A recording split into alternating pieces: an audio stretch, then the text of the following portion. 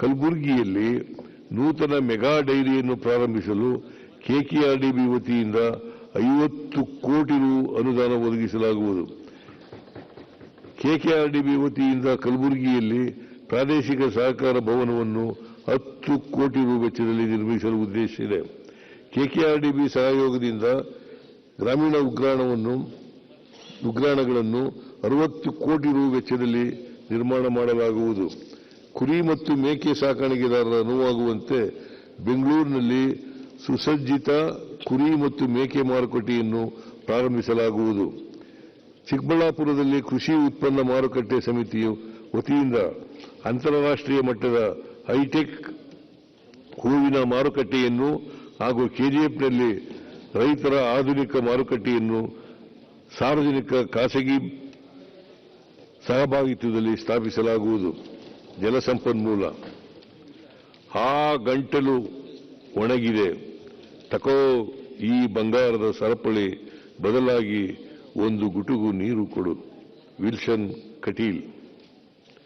ನೀರಾವರಿ ಯೋಜನೆಗಳಲ್ಲಿನ ನೀರಿನ ಬಳಕೆಯಲ್ಲಿ ದಕ್ಷತೆ ಹೆಚ್ಚಿಸಲು ಹಾಗೂ ನೀರು ನಿರ್ವಹಣೆಯಲ್ಲಿ ಸುಧಾರಣೆ ತರುವ ನಿಟ್ಟಿನಲ್ಲಿ ಕರ್ನಾಟಕ ನೀರಾವರಿ ವಿಧೇಯಕ 2024 ಅನ್ನು ತಿದ್ದುಪಡಿ ಮಾಡಿ ಜಾರಿಗೊಳಿಸಲಾಗಿದೆ. ಎತ್ತಿನಹೊಳೆ ಸಮಗ್ರ ಕುಡಿಯುವ ನೀರಿನ ಯೋಜನೆಯಡಿ ನೀರನ್ನು ಮೇಲಕ್ಕೆತ್ತಿ ಗುರುತ್ವ ಕಾಲುವೆಯ ಸರಪಳಿ 32.5 ಕಿಲೋಮೀಟರ್ ವರೆಗೆ ಹರಿಸಲಾಗಿದೆ. ಪ್ರಸಕ್ತ ಸಾಲಿನಲ್ಲಿ ಎಲ್ಲಾ 8 ವಿಯರ್ಗಳಲ್ಲಿ ಲಭ್ಯವಾಗುವ ನೀರನ್ನು ಗುರುತ್ವ ಕಾಲುವೆಯ ಸರಪಳಿ 241 ಕಿಲೋಮೀಟರ್ ವರೆಗೆ ಹರಿಸಲಾಗುವುದು. ಈ ಯೋಜನೆಯನ್ನು ಕಾಲಮಿತಿಯೊಳಗೆ ಪೂರ್ಣಗೊಳಿಸಲು ಕ್ರಮ ಕೈಗೊಳ್ಳಲಾಗುವುದು. ಭದ್ರಾ ಮೇಲ್ದಂಡೆ ಯೋಜನೆಗೆ 2023 ಕೇಂದ್ರ ಸರ್ಕಾರದ ಆಯವ್ಯಯದಲ್ಲಿ ಘೋಷಿಸಿದ 5,300 ಕೋಟಿ ರು ಅನುದಾನ ಇನ್ನೂ ಬಿಡುಗಡೆಯಾಗಿರುವುದಿಲ್ಲ. ಆದರೂ ರಾಜ್ಯ ಸರ್ಕಾರವು ಅಗತ್ಯ ಅನುದಾನವನ್ನು ಒದಗಿಸಿ ಈ ಯೋಜನೆಯನ್ನು ಪೂರ್ಣಗೊಳಿಸಲು ಕ್ರಮ ವಹಿಸುತ್ತಿದೆ. ತರೀಕೆರೆ ಏತ ನೀರಾವರಿ ಯೋಜನೆಯಡಿ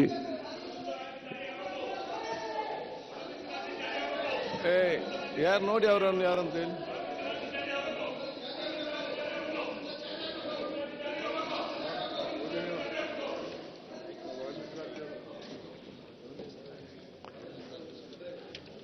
ಈ ಯೋಜನೆಯನ್ನು ಪೂರ್ಣಗೊಳಿಸಲು ಕ್ರಮ ವಹಿಸುತ್ತಿದೆ. ತರೀಕೆರೆ ಏತ ನೀರಾವರಿ ಯೋಜನೆಯಡಿ 89 ಕೆರೆಗಳನ್ನು ತುಂಬಿಸುವ ಮೂಲಕ 49,790 ಎಕರೆ ಸೂಕ್ಷ್ಮ ನೀರಾವರಿ ಸಾಮರ್ಥ್ಯ ಕಲ್ಪಿಸಲಾಗಿದೆ. ಪ್ರಸಕ್ತ ಸಾಲಿನಲ್ಲಿ 2,611 ಕೋಟಿ ರು ಅಂದಾಜು ಮೊತ್ತದ ಚಿತ್ರದುರ್ಗ ಶಾಖಾ ಕಾಲುವೆ ಕಾಮಗಾರಿಗಳನ್ನು ಪೂರ್ಣಗೊಳಿಸುವ ಮೂಲಕ ಹೊಸದುರ್ಗ, ಹೊಳಲ್ಕೆರೆ, ಜಗಳೂರು, ಮೊಳಕಾಲ್ಮೂರು, ಚಳ್ಳಕೆರೆ ಮತ್ತು ಪಾವಗಡ ತಾಲೂಕುಗಳಲ್ಲಿ 30 ಕೆರೆಗಳನ್ನು ತುಂಬಿಸಿ 1,77,000 ಎಕರೆ ಪ್ರದೇಶಕ್ಕೆ ಸೂಕ್ಷ್ಮ ನೀರಾವರಿ ಸಾಮರ್ಥ್ಯ ಕಲ್ಪಿಸಲಾಗುವುದು. ಕೃಷ್ಣಾ ಮೇಲ್ದಂಡೆ ಯೋಜನೆ ಹಂತ 3ರ ವ್ಯಾಪ್ತಿಯ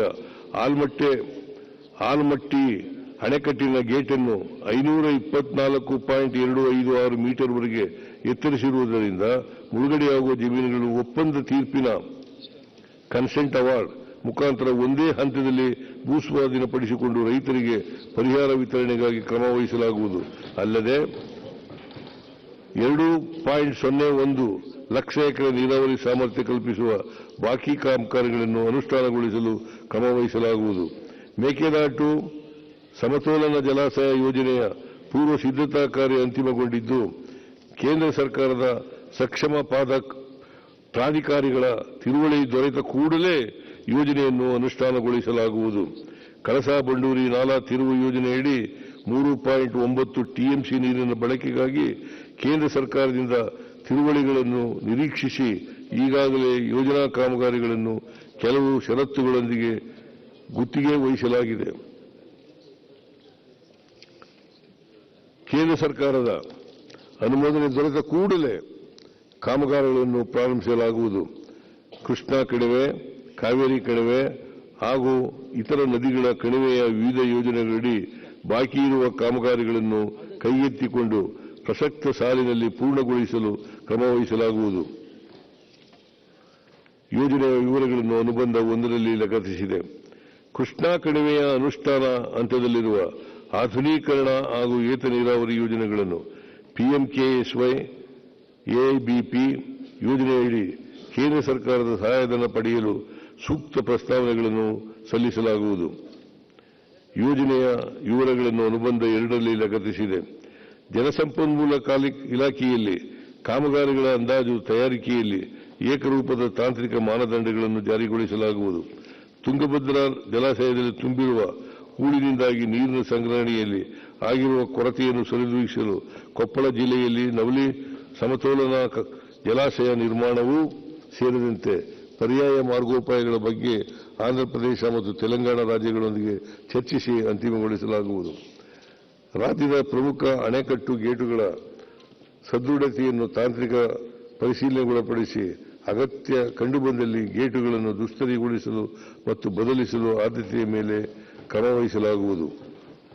ಸಣ್ಣ ನೀರಾವರಿ ಎತ್ತಿನ ಹೊಳೆಯ ಯೋಜನೆಯಿಂದ ತುಮಕೂರು ಜಿಲ್ಲೆಯ ಮಧುಗಿರಿ ತಾಲೂಕಿನ 45 ಕೆರೆಗಳನ್ನು ಹಾಗೂ ಕೊರಟಗೆರೆ ತಾಲೂಕಿನ 62 ಕೆರೆಗಳನ್ನು ತುಂಬಿಸಿ ಅಂತರ್ಜಲ ಹೆಚ್ಚಿಸುವ ಯೋಜನೆಯನ್ನು 553 ಕೋಟಿ ರು ಮೊತ್ತದಲ್ಲಿ ಅನುಷ್ಠಾನಗೊಳಿಸಲು ಕ್ರಮ ವಹಿಸಲಾಗುವುದು. ಪ್ರಗತಿಯಲ್ಲಿರುವ ಈ ಕೆಳಗಿನ ಯೋಜನೆಗಳನ್ನು ಪ್ರಸಕ್ತ ಸಾಲಿನಲ್ಲಿ ಪೂರ್ಣಗೊಳಿಸಲಾಗುವುದು. 1080 ಕೋಟಿ ರು ಮೊತ್ತದ ಪ್ರಭಾವತಿ ವ್ಯಾಲಿ ಮೊದಲನೇ ಹಂತದ 70 ಕೆರೆ ತುಂಬಿಸುವ ಯೋಜನೆ, 70 ಕೋಟಿ ಮೊತ್ತದ HN ವ್ಯಾಲಿ ಎರಡನೇ ಹಂತದ ಯೋಜನೆಯಡಿ 24 ಕೆರೆ ತುಂಬಿಸುವ ಯೋಜನೆ, 93.50 ಕೋಟಿ ರು ಮೊತ್ತದ ಬೆಂಗಳೂರು ಪೂರ್ವ ತಾಲೂಕಿನ 18 ಕೆರೆ ತುಂಬಿಸುವ ಯೋಜನೆ ಹಾಗೂ ಇತರೆ ವಿವರಗಳನ್ನು ಅನುಬಂಧ 3ರಲ್ಲಿ ಲಗತ್ತಿಸಿದೆ. ಪ್ರಸಕ್ತ ಸಾಲಿನಲ್ಲಿ ರಾಜ್ಯಾದ್ಯಂತ ಸಣ್ಣ ನೀರಾವರಿ ಯೋಜನೆಗಳಾದ ಕೆರೆಗಳ ಆಧುನೀಕರಣ, ಅಣೆಕಟ್ಟು ಮತ್ತು ಪಿಕಪ್ ಕಿಂಡಿ ಅಣೆಕಟ್ಟು, ಏತ ನೀರಾವರಿ, ನಿಷ್ಕ್ರಿಯ ಯೋಜನೆಗಳ ಪುನರುಜ್ಜೀವನ ಇತ್ಯಾದಿ ಯೋಜನೆಗಳ ಅಡಿ ಒಟ್ಟಾರೆ 2,000 ಕೋಟಿ ರು ಮೊತ್ತದ ಹೊಸ ಕಾಮಗಾರಿಗಳನ್ನು ಕೈಗೆತ್ತಿಕೊಳ್ಳಲಾಗುವುದು. ಶಾಲಾ ಶಿಕ್ಷಣ ಶೋಷಿತರ ಬಹಿಷ್ಕೃತರ ಕಣ್ಣೀರನ್ನು ತೊಡೆದು ಹಾಕು, ಜಾತಿ ವ್ಯವಸ್ಥೆ ಸಂಕೋಲೆಯನ್ನು ಮುರಿದು ಪಡೆದುಕೋ, ಜಾತಿ ವ್ಯವಸ್ಥೆ ಸಂಕೋಲೆಯನ್ನು ಮುರಿದು ಶಿಕ್ಷಣ ಪಡೆದುಕೋ. ಸಾವಿತ್ರಿಬಾಯಿ ಫುಲೆ.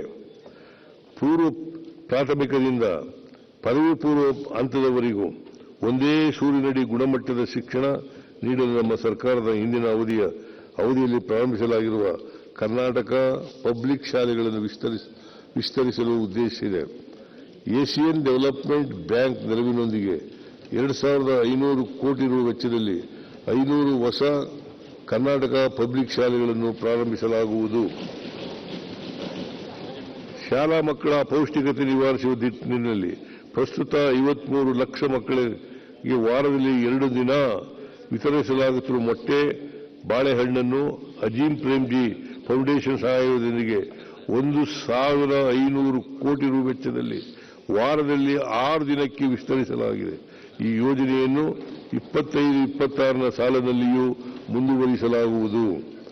ಶಾಲಾ ಮಕ್ಕಳಿಗೆ ಸತ್ಯಸಾಯಿ ಅನ್ನಪೂರ್ಣ ಟ್ರಸ್ಟ್ ವತಿಯಿಂದ ಪ್ರಸ್ತುತ ವಾರದಲ್ಲಿ 3 ದಿನ ಸಾಯಿ ಶೂರ್ ರಾಗಿ ಹೆಲ್ತ್ ಮಿಕ್ಸ್ ಪುಡಿಯನ್ನು ಬಿಸಿ ಹಾಲಿನೊಂದಿಗೆ ಮಿಶ್ರಣ ಮಾಡಿ ವಿತರಿಸಲಾಗುತ್ತಿದೆ. ಈ ಕಾರ್ಯಕ್ರಮವನ್ನು ವಾರದ 5 ದಿನಗಳಿಗೆ ವಿಸ್ತರಿಸಲಾಗುವುದು. ಒಟ್ಟಾರೆ 100 ಕೋಟಿ ರು ವೆಚ್ಚದ ಯೋಜನೆಯು 20% ವೆಚ್ಚವನ್ನು ರಾಜ್ಯ ಸರ್ಕಾರದಿಂದ ಭರಿಸಲಾಗುವುದು.